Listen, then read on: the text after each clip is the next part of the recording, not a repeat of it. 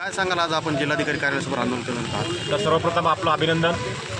आम्ही मागील 10 वर्षापासून या ठिकाणी किमान वेतन कायदा आणि प्रस्तावित कामगार कायद्याच्या सोयीसुविधा मिळाव्यात म्हणून सातत्यानं संघर्ष करून प्रत्येक जिल्हाधिकारी या ठिकाणी बैठकीचा फास करतो आणि इतिवृत्त दाखल करून या ठिकाणी कुठल्याही परिस्थितीची अंमलबजावणी होत नाही। संपूर्ण जिल्ह्यामध्ये नगर परिषद, नगरपंचायत आणि मुख्य अभियंता, औष्णिक विद्युत केंद्र प्रळी या ठिकाणी कंत्राटी कामगारांना तुटपुंजा पगार दिला जातो। एका कामगाराच्या मागे किमान 10,000 ते 12,000 रुपये हे शोषण चालू आहे आणि आर्थिक शोषणामुळं या ठिकाणी उपासमारीची वेळ आलेली आहे।